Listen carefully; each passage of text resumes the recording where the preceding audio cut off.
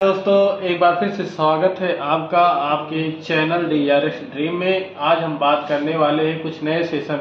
आज की इस वीडियो में हम पेशाब संबंधित समस्याओं को ठीक करने तथा हमारे शरीर में फ्लूइड जमा होने पर दी जाने वाले के इंजेक्शन के बारे में सीखेंगे, जो कि एक डायूरेटिक इंजेक्शन है। इंजेक्शन का नाम है फ्रूसेमाइड इंजेक्शन। फ्रूसेमाइड इंजेक्शन को हम फ्यूरोसेमाइड इंजेक्शन के नाम से भी जानते हैं। यह दोनों ही एक ही दवा की दो अलग अलग स्पेलिंग है, इनसे आप बिल्कुल कंफ्यूज नहीं हो।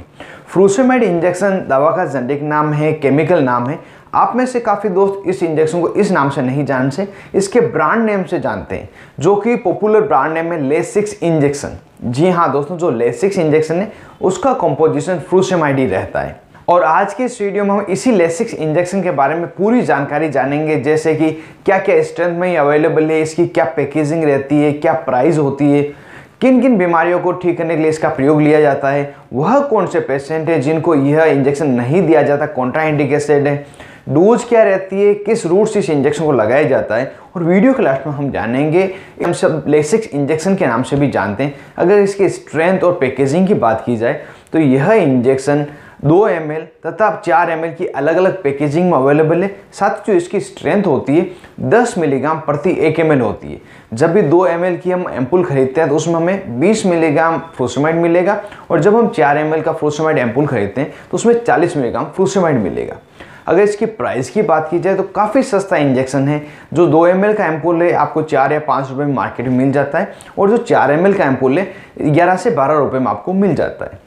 फ्रूसेमाइड इंजेक्शन के अगर यूजर्स की बात करते हैं, किन किन बीमारियों को ठीक करने के लिए इसका प्रयोग लिया जाता है, तो जैसा कि लूप डायूरेटिक इंजेक्शन है, जो इसका मुख्यतः प्रयोग है फ्लूइड रिटेंशन को ठीक करने के लिए किया जाता है। फ्लूइड रिटेंशन को हम एडिमा के नाम से भी जानते हैं। यह वह स्थिति है जब हमारे शरीर में फ्लूइड जमा हो जाता है, जिससे कि पर्टिकुलर जगह पे पेन रहना और स्वेलिंग होना आम बात होती है। और यह जो समस्या है कई बार अन्य बीमारियों के कारण और कई बार कुछ मेडिसिन लेने के कारण भी हो सकता है। इस स्थिति को ठीक करने के लिए, जमा हुए फ्लूइड को शरीर से बाहर निकालने के लिए यह लेसिक्स इंजेक्शन डॉक्टर द्वारा एडवाइस किया जाता है। और यह फ्लूइड जब हमारे फेफड़ों में जम जाता है, लंग्स में जम जाता है, तो इसे हम पल्मोनरी एडिमा कहते हैं। और इस समय व्यक्ति को सांस लेने में दिक्कत होती है और चेस्ट में पेन भी रहता है। और जब ये फ्लूइड हमारे मस्तिष्क में भर जाता है, हम सेरेब्रल एडिमा कहते हैं, उस समय मरीज को सिर में दर्द रहता है और मस्तिष्क में प्रेशर भी महसूस होता है।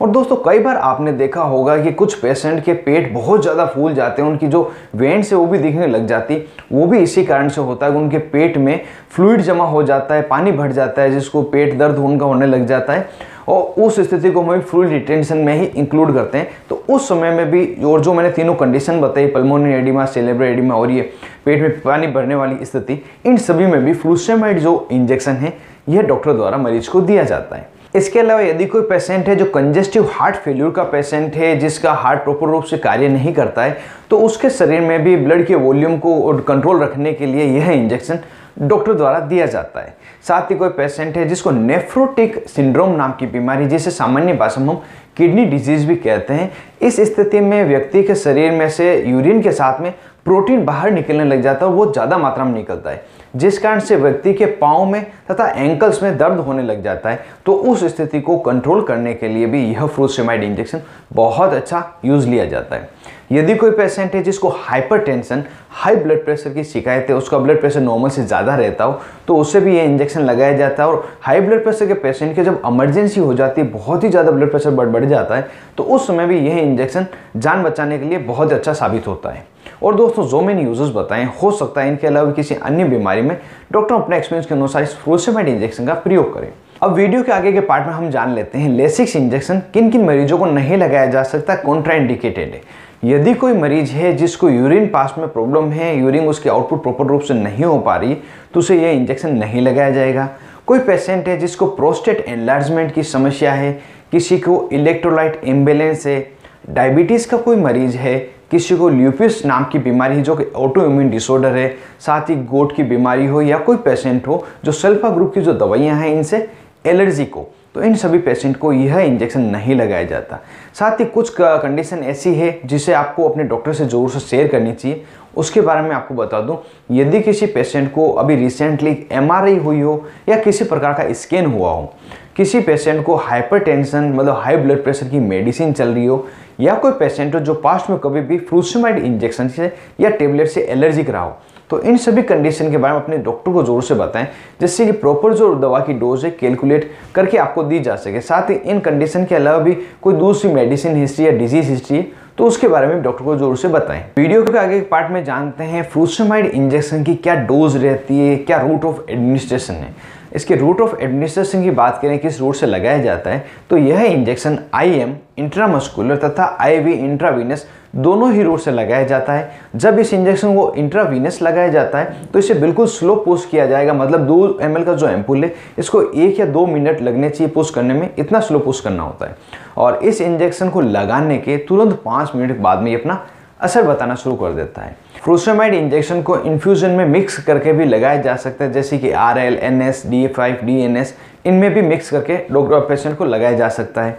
अगर इसकी डोज की बात करते हैं, क्या इसकी डोज रहती है, तो शुरुआत में 20 मिलीग्राम फ्रूसेमाइड पेशेंट को दिया जाता है, मतलब जो 2 ml का एम्पुल है वो स्ट्रेट दिया जाता है। और अगर पेशेंट को अगर फ़ायदा नहीं होता है तो 2 घंटे के बाद इसको रिपीट किया जा सकता है, 2 घंटे के पहले इसको रिपीट नहीं किया जाएगा। और इस इंजेक्शन को यदि 1 दिन से ज़्यादा देने की आवश्यकता होती है तो मरीज को दिन में 1 बार तथा दिन में 2 बार आवश्यकता अनुसार लगाने की सलाह दी जाती है। और किसी पेशेंट में जब 20 मिलीग्राम काम नहीं करता है, उससे अच्छा असर नहीं मिलता है, तो 40 मिलीग्राम जो 4 ml का एम्पुल है वो भी लगाया जाता है। अगर बात करें प्रेगनेंसी में यह इंजेक्शन दिया जा सकता है नहीं दिया जा सकता, तो फ्रूसेमाइड इंजेक्शन प्रेगनेंसी में कैटेगरी C की दवा है तो सामान्यतः इसको नहीं दिया जाता, और बहुत ही ज़्यादा आवश्यकता होने पर स्पेशल प्रिकॉशन के साथ में तथा लो डोज में डॉक्टर द्वारा इसको दिया जाता है।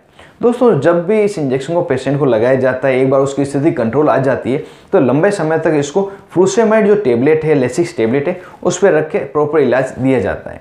और एक बात आप सभी को बताना चाहूँगा, जब भी फ्रूसेमाइड इंजेक्शन या फ्रूसेमाइड जो टेबलेट है पेशेंट को दी जाती है तो इसमें व्यक्ति के शरीर में से पोटेशियम जो साल्ट है उसका लॉस होने की चांसेस रहते हैं, वो उसकी कमी हो जाती है। इसी कारण से आपने देखा होगा जब भी फ्रूसेमाइड इंजेक्शन या टेबलेट लंबे समय तक दी जाती है तो इसके साथ में एक और एडिशनल मेडिसिन दी जाती है जो कि पोटेशियम स्पेयरिंग डायूरेटिक है, जैसे कि स्पिरोनोलेक्टोन।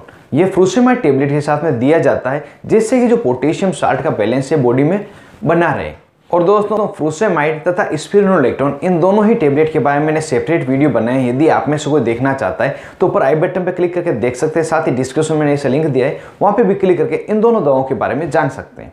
दोस्तों, अब वीडियो के लास्ट में हम जान लेते हैं इस दवा के क्या क्या साइड इफेक्ट होते हैं यदि किसी व्यक्ति को इसके अनडिजर्व इफेक्ट मिलते हैं। तो जो मोस्ट कॉमन साइड इफेक्ट है उसमें व्यक्ति को सिर दर्द हो सकता है, सिर चकराना एक समस्या हो सकती है, कान में उसको घंटियाँ बजने जैसी आवाज़ आ सकती है जिसे हम टिनाइटस कहते हैं, सर्दी लग सकती है, सनलाइट से सेंसिटिविटी हो सकती है, अचानक से उसका ब्लड प्रेशर कम हो सकता है जिसे हम हाइपोटेंशन कहते हैं, मांसपेशियों में दर्द हो सकता है, बहुत ज़्यादा ठंड उसको लग सकती है, और जिस जगह पे इस इंजेक्शन को लगाया है वहाँ पे एलर्जिक रिएक्शन हो सकती है, वहाँ पे रेडनेस होना, हाइव्स होना, ब्लिस्टर होना और कोई दर्द होना, ये कुछ सामान्य समस्या हो सकती है। यदि ये है इसके अलावा कोई दूसरे अनवांटेड इफेक्ट आपको मिले तो तुरंत इस इंजेक्शन को लगाना बंद करें और